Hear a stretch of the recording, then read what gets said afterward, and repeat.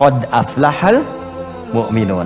Orang beriman itu bila imannya sejati pasti menggenggam kebahagiaan dan kesuksesan.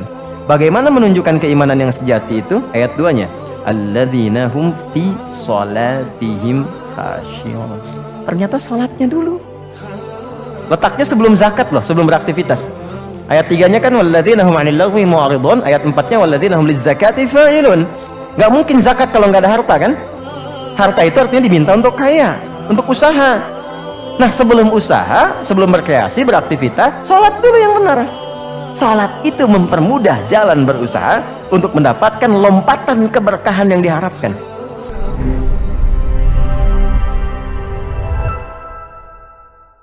Sholat adalah pengantar pada kesuksesan dan kebahagiaan hidup. Profesi apapun yang Anda pilih, Anda jaga sholat dengan benar, tertinggi Anda dapatkan. Tertinggi. Nah, ada sukses saja, sukses, ada bahagia saja, happiness. Sukses saja dalam bahasa Arab itu fauz, kata umumnya. Turunannya faiza, fauzi, faizan, faizin, fauzan, itu sukses. Derivasinya 29 kali disebutkan di Quran. Jadi kalau ada yang namanya faiz, faizah, fauzan, faizin, itu orang diharapkan sukses dalam hidupnya. Walaupun belum tentu bahagia.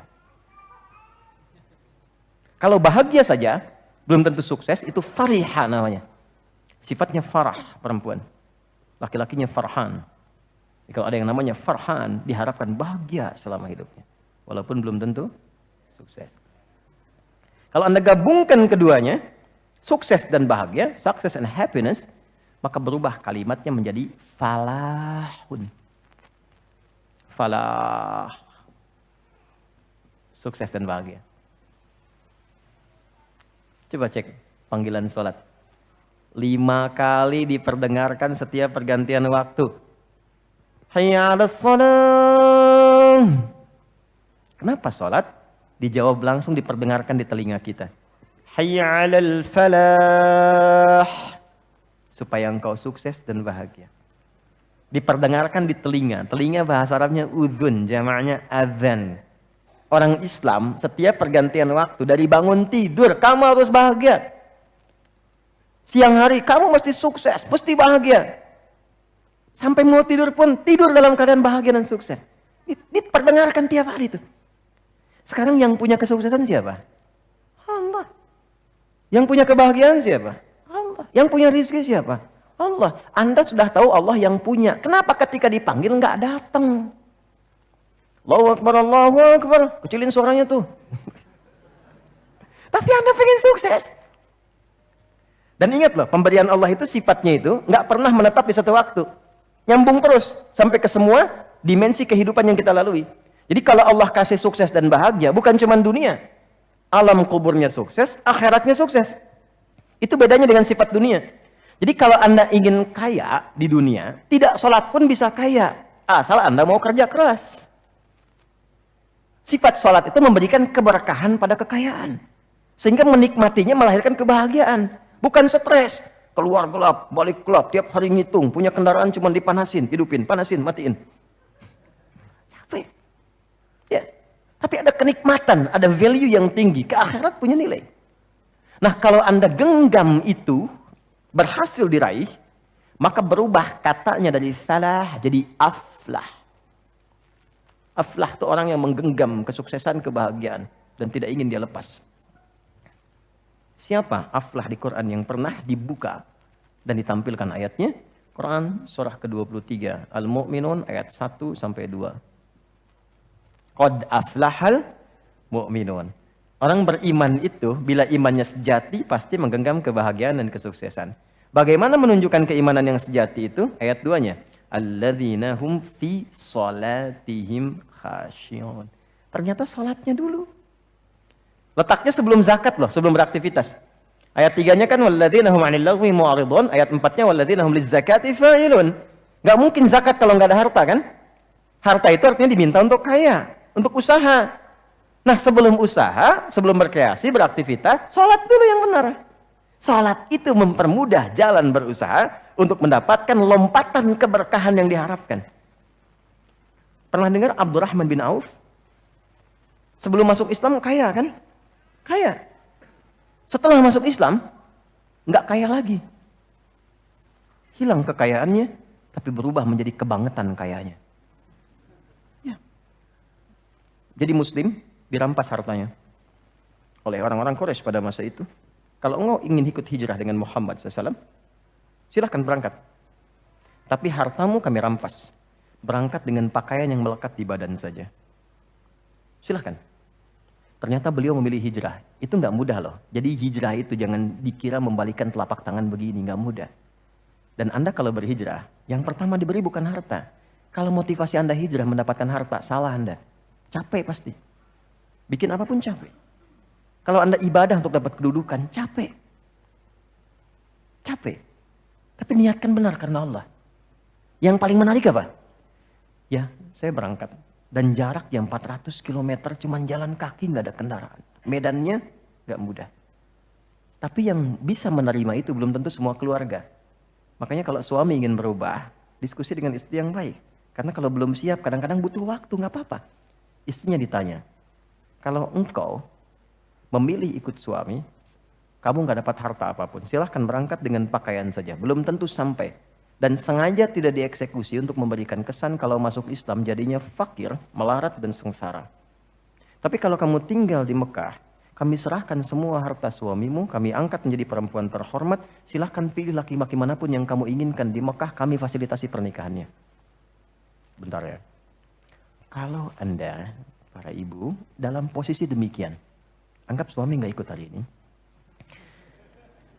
Ikut suami, harta diambil, hanya dengan pakaian saja, berangkat jauh, belum tentu sampai, atau tinggal di Mekah, semua kekayaan suami diberikan, pilih laki-laki manapun difasilitasi pernikahannya. Ikut suami atau tinggal di Mekah?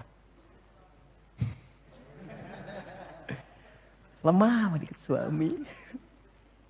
Ternyata istrinya pada masa itu memilih tinggal di Mekah. Belum siap. Abdurrahman bin Auf berangkat. Hebatnya orang Madinah, kenapa disebut dengan Ansar? Ansar itu sifat menolong tanpa pamrih dengan pertolongan yang dalam. Jadi kalau ada yang haus disambutnya oleh yang bawa minuman. Yang lapar disambutnya oleh yang bawa makanan. Dan tanpa pamrih sampai nanti diviralkan di Quran surah 59 ayat 9 sampai 10. Wa yu'thiruna 'ala anfusihim walau kana bihim khasassah. Nah, ini kaya, pernah kaya, jatuh fakir, disambut oleh orang paling kaya di Madinah. Disambut.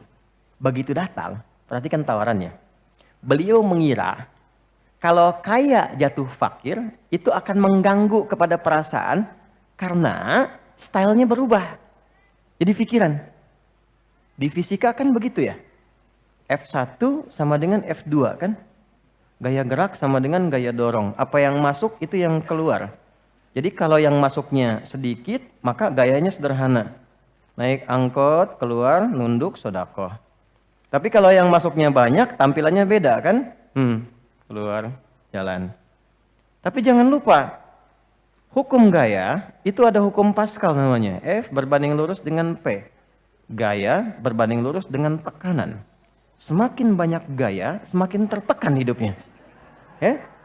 Maka bila orang punya penghasilan banyak gayanya, ketika penghasilan menurun, tekanan hidupnya meningkat. Itu yang menjadikan pekerjaan kadang nggak ditimbang-timbang, semua dilakukan demi memperbaiki gaya. Dikiranya Abdurrahman bin Auf itu masuk rumus ini. Padahal beliau sudah hatam pelajaran sholat setahun sebelum hijrah. Itu cuma praktekkan berdiri saja. Apa jawabannya? Perhatikan ketika ditawarkan, akhil karim, au kama qala sami'tu annaka kunta ghaniyya. Saya dengar Anda pernah kaya. Kalau ingin kaya lagi, ambil setengah harta saya. Dan itu kalau dirinci lewat kisah-kisah sirah, itu hartanya ada berapa, kebun kurmanya berapa, betul-betul kaya lah. Saya dengar Anda ditinggalkan keluarga, kalau ingin nikah lagi, pilih perempuan paling engkau sukai di wilayah ini, walaupun bagian dari keluargaku, pilih, aku fasilitasi pernikahannya. Gantian ya. Kalau antum di posisi itu, oke. Ambil setengah kekayaan, silahkan pilih dengan perempuan manapun yang Anda suka, kami fasilitasi pernikahannya. Diterima atau tidak ditolak sama sekali. Saya percuma tawarkan ditolak, karena wajah antum tuh udah paham saya. Oke, yang ingin saya katakan begini. Yang ingin saya katakan, Beliau mengatakan terima kasih atas tawarannya. Bahasa kita jazakallah khair. Terima kasih atas tawarannya. Arini ainal aswaq. Cukup tunjukkan padaku di mana pusat bisnisnya. Cukup tunjukkan padaku di mana pusat bisnisnya. Itu dipraktekkan pencerahan dari Nabi tentang makna sholat. Jadi rupanya sholat dari bagian awal sampai akhir itu ada artinya, ada maknanya. Itu dipraktekkan oleh beliau. Cuman dalam jangka waktu 2 tahun menuju tahun ketiga, berubahlah jadi orang paling kaya nomor 3 di Madinah. Sampai jadi nomor 1 di Madinah. Sampai hartanya bisa memberikan sedekah kepada semua penduduk Madinah. Viral kisahnya. Jadi penduduk Madinah tuh yang gak bisa kerja dimodalin sepertiganya. Yang gak bisa sama sekali berusaha, udah disantuni. Yang lainnya diberikan hadiah. Jadi setiap mendapatkan proyek apapun, itu Masya Allah semua Madinah dapat bagiannya. Dan termasuk yang didoakan oleh keluarga Nabi, yaitu Sayyidah Aisyah radhiyallahu ta'ala anha. Karena berkah hartanya. Dari orang yang tidak berpunya, menjadi orang yang luar biasa karena manfaat sholat.